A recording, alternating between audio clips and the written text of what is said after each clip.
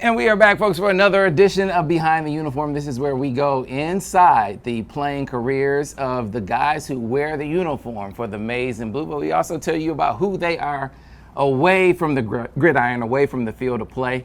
And joining us right now is a young man who broke out and announced his presence on the gridiron for the Michigan Wolverines last year and is now ready to break out even more this season in the secondary for the Michigan Wolverines. Mr. Mason Curtis is with us. Mason, how you doing? I'm good. How about you? Doing great, man. Glad that you could be with us and talk about announcing your presence. You did that in a big way in the secondary for the Wolverines. And so, man, I just, looking back on it, excited for you. I wonder what it felt like last year as you broke out.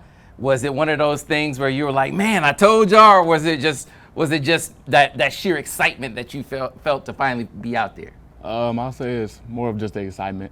Being able to put in the work and seeing it translate onto the field was a special experience.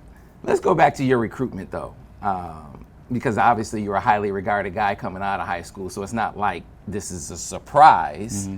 But there was a lot of debate about where your biggest upside was. Some people said, hey, Mason's going to be a big-time safety. Some people said, hey, Mason could be a big-time linebacker.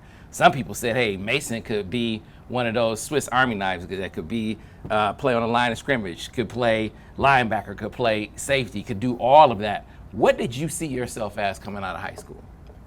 Really an athlete. I feel like that's why I chose Michigan. I feel like they'll put me in the best spot, be able to use my talents to my best ability, and yeah. So height, weight, where are you now? I mean, give me the up-to-date measurables. Some people say 6'4", some people say 6'5". I say 6'4.5", and then around 213, 210. 6'4.5", 213 pounds. So where did you come in at, when you reported to Michigan? I was around 200 to 195, in that range. So now, being that big and maintaining speed, that's always the kind of the balance. Yeah. You knew you were going to be able to pack on the weight, but what about the speed side of it? Was it maintaining speed, or have you been able to get faster? I've been able to get faster as my legs get stronger, add more weight, more power. Okay, so kind of take me into the development side of it, because there are some kind of different kind of avenues to your development. There's the physical side, and then there's the coaching transition part of it too, because you had to adapt in a couple of different ways. You had to adapt your body, and then as you get ready to adapt on the field, you also have a coaching transition you have to adapt to as well. So take me through that, the physical and the mental part of your adaptation as you kind of changed into your college career here at Michigan. I feel like it works hand in hand, from going from the strength and conditioning staff onto the field with our position coaches, head coach. I feel like it all works together, and I feel like Michigan did a good job. It's just like building a culture, building ties within, it's a standard that you got to hold in the weight room and also on the field. Was it, talking to some of the guys, man, it was, there was a moment of hesitation, a moment of, I don't want to call it doubt, but nervousness as that coaching transition kind of happened for guys who have been here. But it was early in your career. Yeah. So what about for you, for a guy who had, made a commitment to come in and then the coaching staff changes? Did that lead to some hesitancy for you about what you wanted to do or what you were going to do? Not really, because I have full trust in Coach Moore. I believe that he'll bring in the right group of coaches and people to help develop us to eventually play in the NFL. So let's go into your relationship with Coach Moore, man. What about that? As you said, you have full trust in him, but he was a coach on the offensive side of the ball. So how did that relationship and trust develop? How did you have that so instantly and so quickly? Going through our recruitment, even though he was on the offensive side, he'll see me, say what's up, Mason, things like that. But also just the trust I had in Coach Harbaugh also, knowing that Coach Moore and Coach Harbaugh were so close, it was like I was coming to play for Coach Harbaugh again. So I got you. And so then he brings in a guy in Coach Morgan, right? So, he comes in and he has to kind of build up that trust with you guys. So what was that transition process like, and take me into the vibe and the relationship with Coach Morgan? Not knowing him in recruiting, was a little bit different, but I feel like Coach Morgan did a good job once we got on campus, all the DBs, all the defensive players, getting to know us personally and, being able to kind of crack the ice with us, as if we were his recruits and stuff like that, and really took us into his own. So his coaching style, man, because his style is different from Coach Clint. I mean, getting to know both of those guys, one guy's kind of a really kind of aggressive, kind of get into you kind of a coach, whereas I think Coach Morgan can be that way, but that's not his way all the time. So is there one style that you sort of kind of reacted to more over the course of your career? Like, take me into the coaching style and how that works for Mason Curtis. I feel like I can play under any coaching style.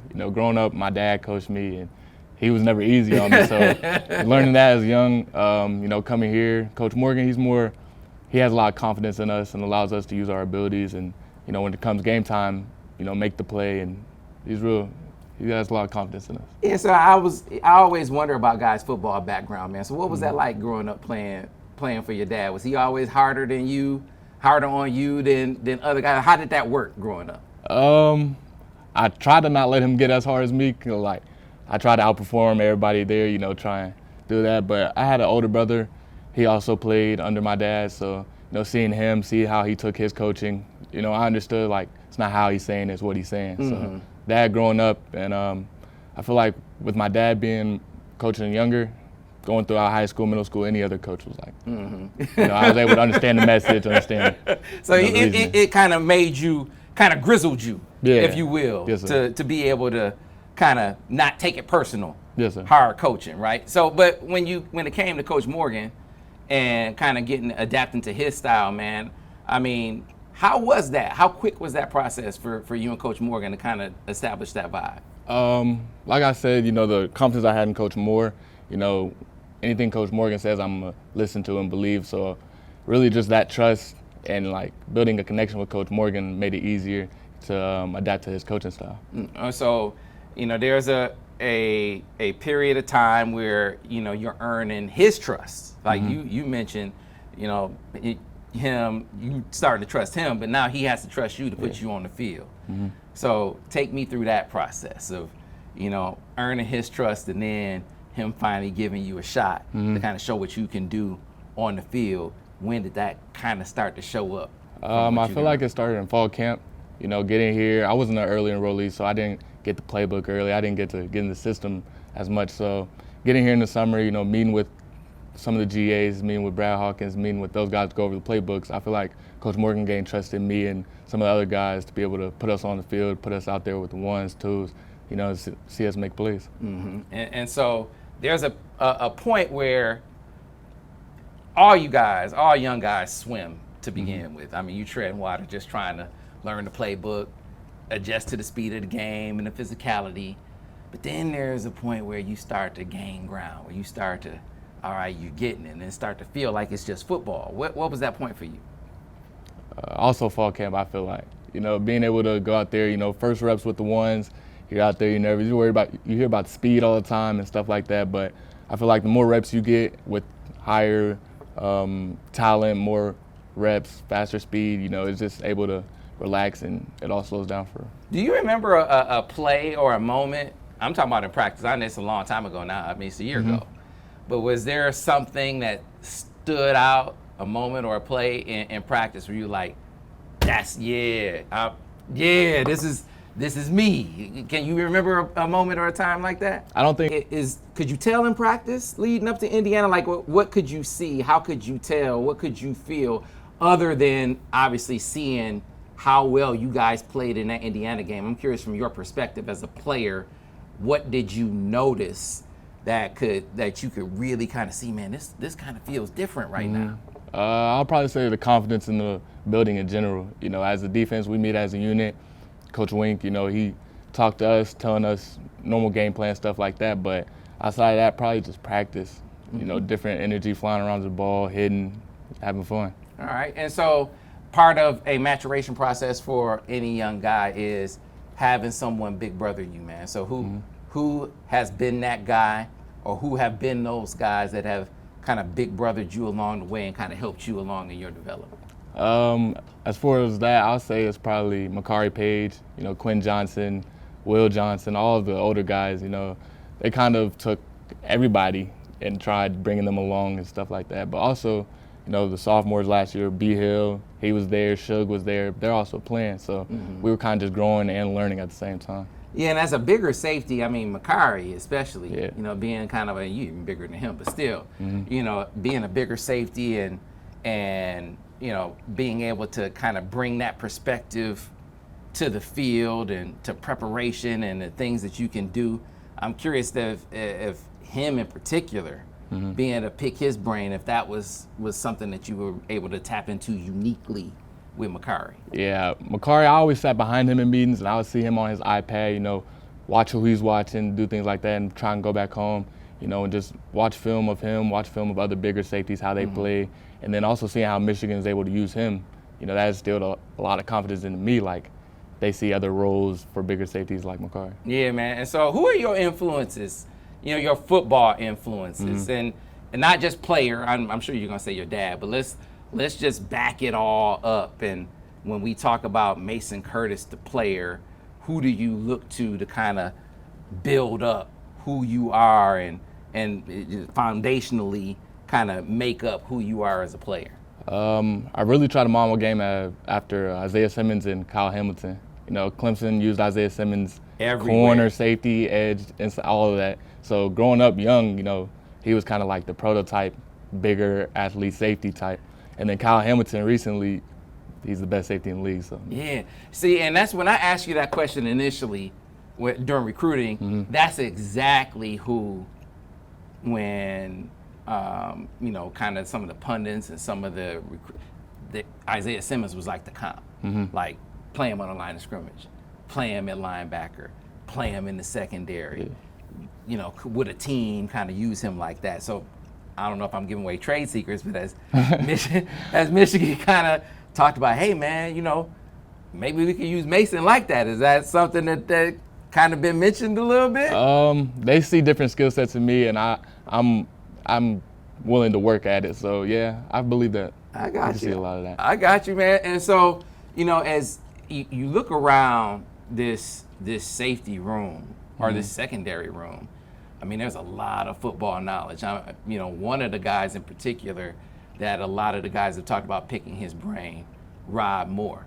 So what about Rod and his influence? We had him in the seat the other day. He mentioned you as a guy who he's looked to and saw your development last year. So what about Rod and his influence on you in the secondary? Rod, he's one of the smartest players in the room. Anytime we're in defensive meeting, coach will ask him, what do you think about this? What do you think about that? Just picking his brain because he's got such a unique IQ of the game. And, individually, I look at Rod and I ask him questions, trying to see how he sees things on the field, and help me boost my IQ. Right. And so you said around Illinois, you started picking it up and started playing better and feeling better as things went on. And then things kind of pick up from there, man. And so now you're feeling more comfortable in your skin. Yeah. You're making plays and you're playing better and you're feeling better. Now when you get on the field, at what point do you start to not just feel like you belong, but when do you start making plays like it's like, all right, now I'm here? At what point does that happen? It'll be the Oregon game for sure. Number one ranked team coming in, big time game. Throughout the week, there was questions if I was going to play or not because red shirt, stuff like that. But when I was on the field, getting tackles, stuff like that, it was like it's football again. You know what I'm saying? It's not age group. It's not who's draft stock. It's not any of that. We're all out here playing football. Right, man. So you look at your profile. The bigger safety who can also run and have the range and do all the things you can do. Play in the box, play on the back end. Man, it's like a chess piece for the defense. And, you can do so many things, man. You look around and you're young too. I mean, you got a bunch of guys in your class. I wonder if you guys have kind of talked about, man, this could be special. We could be special with what you guys can do together. Have you guys had that conversation? We definitely have with the age group above us and below us, telling them just stick with it, trust the process, trust coaches, trust Michigan in general, just the culture, and we're going to build something special. Yeah, man. So now you fast forward. You guys, you played well in that Indiana game, but you lost it, right? So you're coming off of that game. There's a bye week, and we had the guys kind of talk about it, and there's a conversation to be had about how you guys are going to finish this year. And all the guys referenced it. They say, hey, Rod, the other older guys kind of addressed the team, said, hey, we're either going to win out or we're going to go out as the team that crumpled down the stretch. He obviously didn't say it that way. Yeah. He said it a little saucier than that. But he said, we got a choice to make. And you guys went out, balled out against Northwestern, and then did something that no one outside of that building thought you could do and beat Ohio State, man. As a young player, when did you know y'all were going to win that Ohio State game? To be honest, it was when first practice of the week. That whole week of practice was the most intense. The building was the most intense, but it was also a confidence within the building. We knew everybody outside didn't really believe in us, stuff like that, but I feel as if that helped us as a team, take that villain role, take that nobody believes in us, and, use that to win the game. So, looking back on it, right? I mean, it's easy to say in retrospect, Mason. Yeah. But you can honestly say, walking into practice that week, that first practice that week, we going to win this game. Yes. Me, individually, I believe, yes. That week, you said, we winning this game. That. Yes, sir. It's over. We got it. Well, and it happened. It obviously happened. You guys obviously went out there and did it. But you got off the bus. You walk into the stadium, and then near 100,000 people. They're the number one team in the country. You're all big-time underdogs. And they obviously have a high-octane offense. And, man, they're out there. They're trying to intimidate you. They're talking all this trash. Now the reaction to the environment. It's your first time in the environment. How did that impact you? Is that one of those things? Because there's a lot of guys in a situation like that. They like being on the road more than they like being at home. How are you in an environment like that? Is that one of those things that fires you up? Does it give you the butterflies? Like, how do you react to an environment like that? I say it more fires me up. Getting ready for the game. Going out there hearing boos. I like hearing that, what I'm saying? They don't want to see me win, but it's one of those situations where it's got to get done. Right, and so you guys, obviously, you go out there, and it's one of the best defensive performances we've ever seen in that game. Obviously, you shut them down.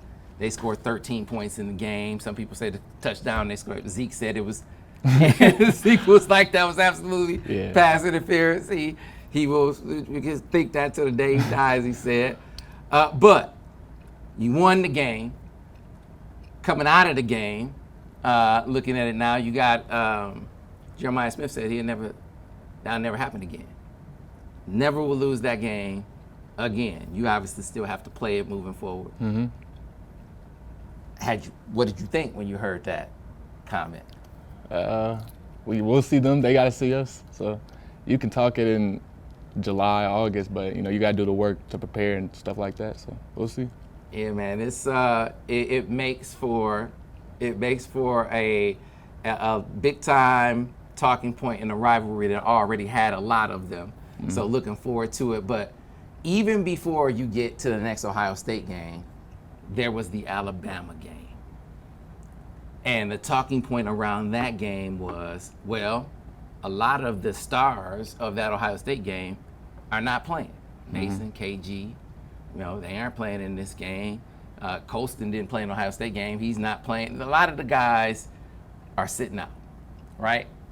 And yet you guys go out and take care of Alabama in the same fashion, and they still had all of their guys. So lay out for me the prep leading up to the Bama game, because it gives us a glimpse of this season and everything you guys have coming back. So what do you remember about the lead into the Bama game? Bowl prep for Bama, it was more just the younger guys, showing what the older guys taught us and stuff like that. They laid the foundation. They taught us what all they know. And, going into Bama, we all had the confidence, like, we can play with them regardless of who's sitting out or who's sitting in. Yeah, and so they had obviously a big-time quarterback who had run through. I remember watching the LSU game and just running the A&M game. I mean, he was running away from everybody, and yet you guys were putting it on him from like the first snap. And speed on the outside at receiver. I mean, they had weapons all over the place, and yet that was something that you guys were able to corral, whether it was on the back end or up front. It just really felt like a defense from a personnel standpoint and a coaching staff that were really dialed into one another. Felt like you guys were really on the same page. At least that's how I felt from the outside looking in. Yeah, it was definitely a lot of confidence within Wink. You know, the rest of the back end, you know, me, Shug, B. Hill, all of us younger. We did have Wes who played. He was an experienced guy, Q who played, but really just the confidence in the front, the back end, stuff like that. Yeah, man, it came together in a big way. All of that preparation that you guys had in the background helped you guys be ready for Bama in a way that I don't think they were expecting. But preparation is the key when it comes to, you know, your financial future as well. I mean, 20, 30, 40 years down the line into retirement, you want to have that nest egg built completely up. So, you know, you have fully invested in your financial future. That's one of the reasons why we put this platform together. One of the foundations for what we call the Financial Literacy Bootcamp NIL came along. We said, hey, are these guys really preparing themselves for the future? And so we got together with UMCU, we got together with our partners at Morgan Stanley, and the Financial Literacy Bootcamp was born.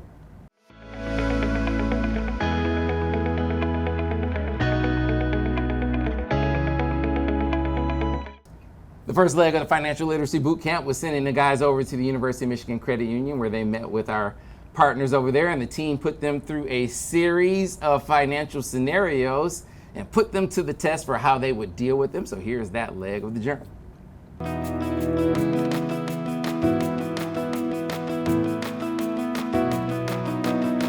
Thank you guys so much for coming. We are so excited. This is our second year of Behind the Uniform. And so U10 players have been hand selected really as players that we see giving back to the community, giving back to the Michigan fans as folks that we cannot wait to see hit the field this season. Welcome to UMCU. My name is Mark Munzenberger. I'm the Financial Wellness or Education Manager here at UMCU. A big part of Nicole and I's job are doing workshops and financial counseling and programs and stuff. Mason Curtis, Yep. safety. Yep. This will be my second year at Michigan, and then I'm from Nashville, Tennessee. Nice. What you got, Mason? Compound interest is the eighth wonder of the world. He who understands it earns it. He who doesn't pays it. Any idea what compound interest is? Money growth. Max, you want to help him? What? Like whatever money that you gain through the interest then goes into the next Yeah. after. Yeah, think about like you put a snowball at the top of a mountain, keeps on rolling down. First couple years, just getting. What happens 20 years later? Every time that thing goes around, it's getting gigantic. So compound interest can really, really help you build wealth, especially if you start early.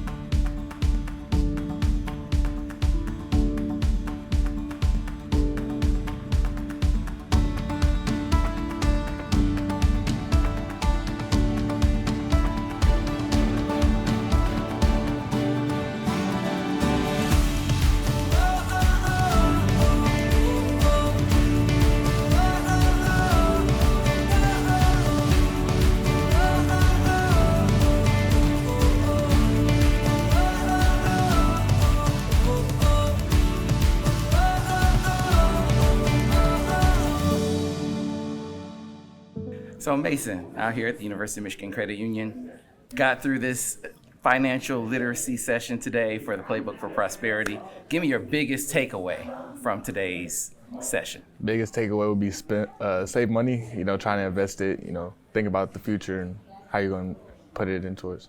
So every guy had something that they didn't know. There was a big thing that you didn't know today, but now you know. What was that thing for you?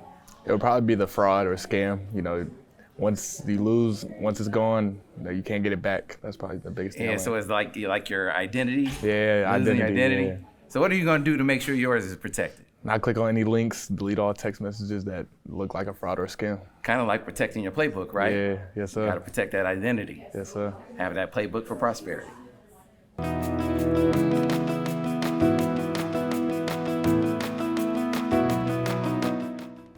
Then after the guys met with the team over at UMCU, they also had the opportunity to meet with Dave Himich and his crew with the team over at Morgan Stanley about investing in their financial future and having their money grow and work for them. And so, Mason, as you sat down with Dave and his team, I'm curious, what were some of your big takeaways from your meeting with Dave? Really how, you can let your money work for you, gain money while just letting it sit there. You got to put it in different things. And there was a lot of education that I feel like college athletes now getting paid, stuff like that, they need to hear. So had you started to think about, even at this very young age, funding retirement? I mean, most guys wait until they start working professionally to do that, but you're in a unique position now as a college student to be earning money as a college football player that could fund your entire retirement right now. Had you started thinking like that yet already? A little bit. Well, now you could actually do it, right? You could actually start putting that nest egg together and fund it partially, even entirely, if you start putting that money away. So is that something that you are going to start doing now? Definitely. It's getting ready for the future. That's a big part. You're going to end up stop playing football at some point. It's going to stop at some point. So you got to have money built up, plan ready. So are you naturally a saver or a budgeter? I'm a budgeter. You are? Yeah, I am. So you had already been doing that? I've already been thinking about it. I've already talked to my mom, all that, yeah. All right. Well, hey, but look, you gotta start, and you're starting at an earlier age than a lot of guys. A lot of guys wait until they're older in their college careers to start doing this. So at least you're getting started out the gate from a budgeting standpoint. And here's the thing that I gather from talking to the players as you talk with Dave. It's not like he's saying you got to save all your money, but if you budget right, you save a good portion, and you're still left over with money to do with what you want to do with, right? Yeah, it's a good tool, and I've heard a lot of advice going through Michigan. Michigan helps prepare for after football. So being able to budget, obviously you want all of the nice cars. You want to buy the stuff that you've always thought about, but then there's also a business side. Like you don't need all that. Some things you want, but you don't need. You need to get ready for the things that you're going to end up needing. Yeah, man, and even the things immediately in the here and now, like taxes. I remember when the NIL first hit, you had a lot of guys getting tripped up by taxes now. Just hadn't prepared for them. That's the simplest thing you would think to prepare for in the here and now. So plan for that now. Plan for your retirement way down the line. Some of the skills that the Financial Literacy Bootcamp hopefully helping these guys prepare for and preparing for their financial futures.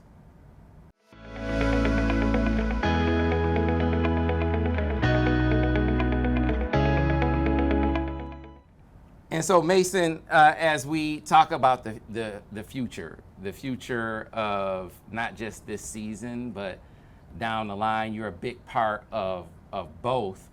Last year was just an intro for you. I feel like, man, this is the real coming out party. We're really about to see it. So if we were looking at Mason Curtis entering this fall camp, where are you better now compared to, say, the end of last season? Man coverage for sure. Playing nickel in the spring, all spring, you got to do a lot of things at nickel. You got to be able to run fit. You got to be able to guard quick, fast receivers, and being able to use my length and learn how I can use that as an advantage to guard them. I feel like that's where I've gotten better. So big nickel, man. I mean, so give the fans an idea of, and this is not bragging, but I want you to explain to them what advantage a big nickel brings the defense versus some of the size nickels that Michigan has had in the past. I'll say zone drops, being in the QB's vision, disrupting passes, blitzing, all of that, really just taken away from their vision, being able to hit different holes in the zone, stuff like that. And what about even in the, whether it's, you know, the obstruction in zone drops, but I mean, even when it comes to coming down in the box and run fits, I mean, just physically the imposing presence. That part of it, I think, is a difference too, wouldn't you say? Yeah, it is. Personally, I played middle linebacker and all the way until middle school. You know, my dad made sure, like, you're going to be able to be in the box at some point. So coming here to Michigan, being at nickel, you definitely have to, it's a different role. You know, having to feel, especially going against our offense, you got Brady pulling, you got Marlon Klein coming to block. You got to be able to take those on and, you know what I'm saying? Yeah, man. So, and it's different when it's you. Yeah. Like when they come down on you versus coming down on, not to say that the other nickels can't do it, but when they come down on you, it's just a different challenge. Yeah. When you say so, yeah, man. You know, it definitely presents the coaches with some more versatility too, and that's the thing that I see when I look at how this defense is different, kind of comparing it to past defenses. I feel like you guys have a lot, from a depth perspective, a lot of versatility with what you can do. Whether you talk about, you know, up front with the defensive line, all of those bodies, like you go 10 deep up front. Where you look at the safety room, for instance, I mean, all of these different safeties and different size safeties, different size nickels, it gives the coaches a lot of options that they can go with. We have a lot of different skill sets also, you know, with the size. You know, we got TJ, B Hill, me, who's been really working. Jacob Oden, all of us can play nickel. Tevis Metcalf can play nickel. You got different corners and safeties, so I feel like a scheme setup, you can be more versatile, especially with the skill sets that we have. So as you look at year 2 in the scheme, because we talked a lot about the meshing, Mason, it took the mesh from the coaching staff and the players about half the season to really kind of get that mesh point. Now that you have it, feel like you guys can really hit the ground running heading into year 2, fair to say? Yeah. TJ Metcalf and Tevis Metcalf, they came in as transfers and, you know, they blended immediately. That helped a lot with our confidence and also just, you know, being closer together, you know, without any hiccup, them coming in, understanding, and also us, me, B Hill, all of us who were there last year, it's just a bigger role and more understanding. So as you play in this secondary, Mason, are you playing mostly at nickel? Are you moving around equally between nickel and safety? I mean, how do you anticipate it going as you get into camp and then into the season? Camp, I could see me moving from nickel and safety a lot. You know, just getting reps at both, because, you know, in the season I'm going to be expected to play both eventually. So yeah. Yeah, and it wound up, obviously, Kari was safety most of the season, but at the end of the year, he moved down to nickel, and it was like, boom, I mean, difference maker at nickel. I felt like that was another big part of the defense turning, because he came down, and you talk about impacting the game. He impacted the game. He might have, Jordan Marshall said he thought that was the game when he came down and hit Will Howard. Like he hit him. That's when he said he thought the game was over. You said you thought it was in practice that week. He said when Kari hit Will Howard, that's when the game was over. You can definitely tell the energy shift in the stadium once he hit him, for sure. But Kari playing nickel at Ohio State, I feel like it gave us the best ability. And I'm glad that the coaches saw that, and that instilled a lot of confidence in us. You know, they're going to put you where you can succeed at, and they're going to put you where your skill sets, you know, align. Yeah, and it gives you guys a lot of, again, that versatility to kind of mix and match and move you around over the course of the year. It's not like, you know, just because you were in one spot at the start of the season, that that's where you got to be all year. They'll keep moving you around until they find it. Yeah. Right? Yeah. So it can work out that way for all you guys. And so you mentioned a bunch of different names. You know, obviously this segment is focused on you, but you mentioned some other guys, some backfield mates that it sounds like you're saying we need to be on the lookout for, like a TJ Metcalf. So you said he came in and meshed right away. That's a guy that even Coach Moore shouted out as a guy he expects to come in and be one of the best guys in the Big Ten right away. You agree with that? He has a lot of upside. He has a lot of potential too, and you can see it in practice, the way he prepares, the way he gets ready mentally, physically. Yeah. So B. Hill, Brandon Hillman, that Indiana game was a game that we felt him. He came in and put a few knockout blows. Yeah. So what about B. Hill? I love B. Hill, high energy guy. He always got a smile on his face. He may be having the worst day, but you'll never be able to tell. And I feel like that's why a lot of us like B. Hill. He's always a high energy, always a confidence booster. He's ready for the day. But yeah, B. Hill's a big hitter. Yeah, man. I'm curious, as you had your transition as a young guy coming in the door. What about some of these young guys that you have seen kind of coming in the door? Whether they're guys in your class, you were able to break through and play right away. Some of your classmates haven't necessarily played as much as you right away, but you mentioned some of them that might be ready to break through. What about some of the younger guys that we should be on the lookout for that you see knocking at the door, whether they be in your class or coming behind you in this incoming freshman class? In my class, I'll say Josiah Edmond, Jacob Oden, and Jeremiah Lowe. Jeremiah Lowe, 2 picks in the spring game. More likely the blue defensive MVP. Jacob Oden, a talented safety. Josiah Edmond, long corner. But then also the class under me, I'll say Elijah Dotson and Jordan Young. They're always around me. Even though I'm not the oldest, I haven't been here the longest, they always asking questions, trying to learn just from everybody in the room. Yeah, I'm curious. You mentioned a couple of guys that we so we had EDOT on the show on signing day, and he's the guy that we watched grow up around here. Really, really tremendous athlete, man. Yeah. I first watched him as a receiver and his ball skills, but he hit you. That's what I like about him. Yeah. Wasn't always the biggest guy, but he would come up and hit you, right? And then Jordan Young, tremendous athlete as well, man. And so, to hear you kind of talk about those young guys, sounds like they've kind of impressed you out the gate. Yeah, they have. EDOT didn't practice in the spring. Jordan Young did. Jordan Young was able to be productive. That's what we look at as a defense. How can you produce for us? Have the highest production that we can have. He was getting picks, flying around, making tackles. So I see a bright future for both. Yeah, man. It's going to be interesting to see how it all plays out. So now, as we get back to you, though, let's write the script. I'm not big into making predictions, but I am one kind of speaking things into existence. So if we kind of write the script on how the season is going to go for Mason Curtis and for the team, give me the beginning, the middle, and the end from your perspective. Individually? Individually and collectively. Collectively, obviously win the first game, and then after that, go game by game. Treat every game like it's the last game, which we know who that's against. But yeah. Individually, to be honest, I see all Big Ten. That's the goal. Since the end of last year, we've been putting it in.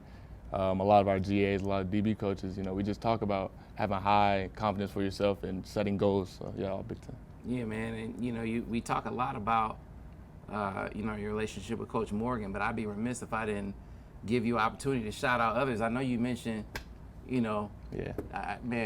guys that I've watched, as play like Brad Hawkins. I cover Brad as a player, so to hear you talk about Coach Hawkins, right? Yeah. But I mean, give you an opportunity to shout out other guys other people that have kind of helped in your development. So this is that opportunity just here in the program. Who are some of the other people that are kind of helping you on your grind? I'd definitely say LeVert Hill. Bert, he's more of the field, technique, skill. He trained us last summer, this summer, just really there for the young guys, helping us elevate our game on the field. And then Brad Hawkins more off the field. The mental part, he was a smart player. He played here for a long time. So to be able to get that knowledge, take pieces from him, and then mesh it with LeVert Hill. Yeah. And then last but not least, the people who helped you on your grind before you even got to Michigan and are, a part of your rise, picking you up even, when things aren't going well. The people who are part of your circle and a part of your journey, man, it's your opportunity to shout them out too. All of MPA. Shout out Buck, Vic, my pops, obviously. He's the one who taught me the game. He's the one that laid down the whole foundation. So really everybody back in Nashville. Yeah, man. Well, Mason, appreciate you taking the time with us today. Wishing you Nothing but luck this season. Not that you need it because the preparation is all there. Yes, sir. So looking forward to great things for you this season and beyond, man. Thanks a lot for your time. Yes, sir. Thank you. All right, and that does it for another edition of Behind the Uniform.